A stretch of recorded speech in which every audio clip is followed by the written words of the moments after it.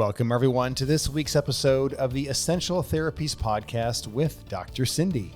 And today's topic is how the body adapts. And Dr. Cindy goes into some wonderful detail about the topic. She talks about the specificity of training and all sorts of other really important discussion points on the topic. So we hope you enjoy this one, and we'll see you again next week. Hello, Dr. Cindy here with a quick check-in podcast today, talking about how the body adapts. And as you know, my goal is to provide awareness so that you can make better choices and be informed. So one of the things that I think is so amazing, and it's have you ever had one of those scenarios where there's something that's so obvious, but it's almost so obvious that it's not obvious? I always think of this when I'm working on my cell phone, and the iPhone option is so easy, and sometimes I just kind of miss it.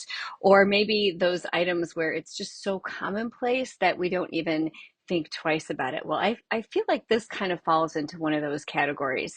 And it's about how the body adapts to whatever it is we are doing or not doing, and how important that is with so many things in life in general, with our body and our mind and just our function, anything it is that we want to be able to do. So let me explain a little bit. I first came upon this whole topic and idea in exercise physiology, and that was my first love, way before physical therapy, before myofascial release. And I just really was blown away by how the body adapted to exercise. So when I realized that people were actually doing exercise science as a career, when I was doing my early undergraduate studies at the University of Toledo, I was really intrigued by that. And that's how I got into this whole field of exercise science when I was at that time an accountant, believe it or not. So that's noteworthy because at the time I was doing a lot of sitting and my body was not feeling very good from it, right? So when I learned about specificity of training, and now kind of incorporating that with so many other things that I'm doing here at Essential Therapies, and working on the fascia and using myofascial release and self-treatment tools, it makes sense. So let me explain. Specificity of training relates to the scientific fact that our body adapts to the fitness activity or the sport activity or the workouts that we are actually giving it. For example, if you're a cyclist and you are, let's say, even doing many, many miles, and you are regularly cycling and you have an incredible lung capacity to be able to go hours and hours, it doesn't mean that the amount of training and the type of training that you're doing on the bike is going to carry over to running. Because even though that's an aerobic activity, it's a different type of activity, and the body is utilizing the nutrients, the chemicals in the body, the movement of the body in a different way when you're running compared to when you're cycling. Okay, same thing carries over if you're a big runner, but maybe you want to try and use that aerobic activity or the fitness activity, the muscular activity, to basketball. Well, there's some running in basketball, but there's short bursts of running, right? So it's a different type of running, for one thing, so different energy system and different movement with trying to run faster. And then there's the whole technique thing involved with basketball, because there's jumping, there's aiming, there's shooting, there's upper body movement. All of these things are different. So when we think about someone who's exercising or fit, or maybe they're going to be in sport, it's super important to look at what it is they want to be able to do and what training they're going to be doing. Makes sense? So it's kind of obvious. It's like, yeah, okay, dude, I'm not telling you anything super exciting and new here. Except that, let's think about this a little bit more. In a functional activity standpoint, when we do something routinely or regularly or every day, and let's talk about the accounting example again. When I was an accountant, I was actually still in college, kind of building towards going to become a CPA. And I was already doing audits and working at a big 8 accounting firm at the time, just doing a lot of sitting, right? Especially during tax season. So it wouldn't be uncommon to be sitting at a desk for 10 hours a day, getting up maybe a few times. The body adapts to that activity by becoming very tight. So it's not a very good adaptation, right?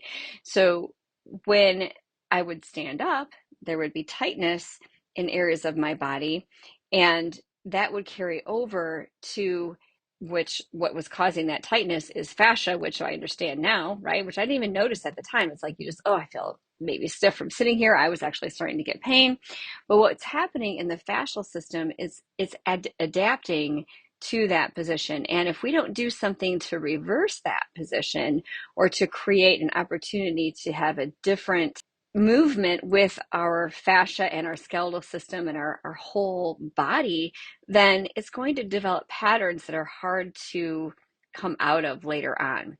Here's another example. Think about the movement of the shoulder joint or the hip joint. If you were to do a great big arm circle, and let's say you had no restrictions whatsoever, there's quite a big range of motion there. Let's say you don't ever really need to reach all the way back here in this big far end of that circle very often. So over time, the body starts to get tight because the fascia starts to realize, hey, I really don't need to go over there. So, it just gets tighter into its regular pattern. And then years and years and years go by, and you're not able to do this.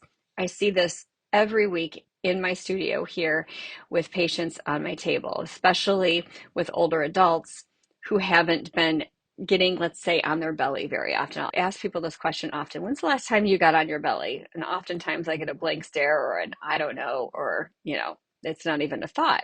So what I have found is that unless you're doing an activity, let's say a fitness activity where you're on the floor, you're doing some exercises where you're working the back body, and so you're laying on the floor face down, most people in their daily activities, their functional activities, they're not doing that. So why would that even be important?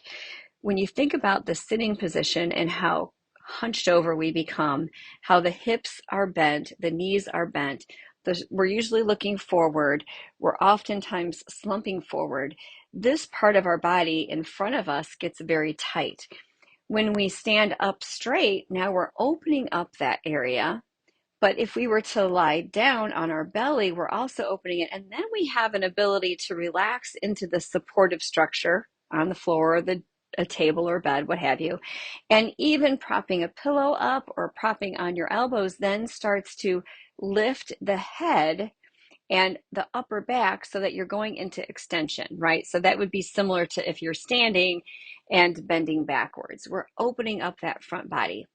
But if you don't do that very often, that becomes uncomfortable. So here's what I typically hear from people. Well, I don't get on my belly. Oh, really? Why not? Well, it doesn't feel good. Chances are it doesn't feel good because you haven't done it in so long and the body is not used to doing it because the body adapts to whatever we do or to whatever we don't do, right? So oftentimes if there's pain in the low back when that happens, it's coming from restriction in the front body.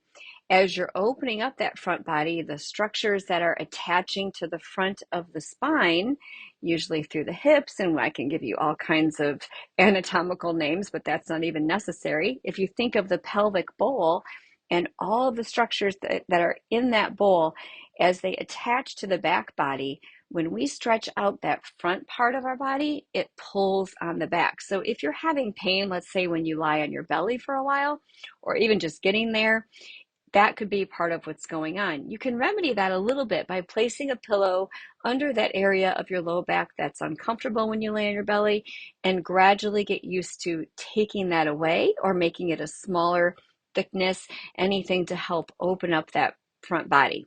Let's think of another activity here, getting on the floor. So again, functional activity, but it's something that unless you have a reason to get on the floor, like who needs to get on the floor? I suggest and recommend and inspire people to get on the floor, especially by doing my favorite activity or my favorite self-treatment tool, which we talked about last time, legs up the wall, right? So you can do it on a bed if you need to and you're not able to get to the floor. But if you are physically able to get on the floor, I encourage you to get on the floor every day, at least even if it's only to get down there and to get back up. If you want to get down there and do some activities, what would be great is to get on the floor, get on your belly for a while, prop your head on your forehead on your hands, maybe prop up on your elbows, be there at least for 5 minutes, work up to it, maybe do a little more. Might as well do some buttocks exercises or some other upper back exercises. I have a whole video on my YouTube channel on how to find your glutes, which is a great one if you're going to be on the floor for a little bit. But here's what happens over time. Of course, we could have an injury and that could make this worse. However, barring any injury, even most people as they age, there's decreased opportunity and reason to get on the floor, so they don't do it. Then, years later, maybe even less than years, they realize getting down to the floor and back up is extremely difficult. I've worked with this with many patients over the years, and also even family members and friends where, they like, oh, I can't get on the floor, I can't get back up. So it's a great opportunity to work on that while you still can. And even if you get to a point where you can't, there's many things that we can do to help you build up that strength to get back down to the floor and get back up, because it's a safety issue too, right? Not only is it a healthy thing that we can promote range of motion and also have an opportunity to develop more strength in a functional pattern, but it's also a safety issue, because if you fall and you're already weak and you can't get up, that's not a good thing. Okay, one more thing I want to bring up, and that is the activity of sit to stand.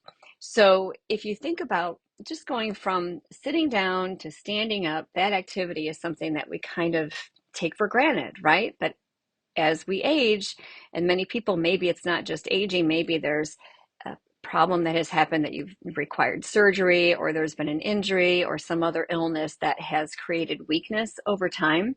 Just that activity of going to sit to stand can be a tough one. And I saw this in great detail as an acute physical therapist when I first got out of PT school. And then again, years later, when I went back to the acute care setting, just because I enjoyed it so much. But there's lots of people who have difficulty going from sit to stand. There are major muscle groups involved there.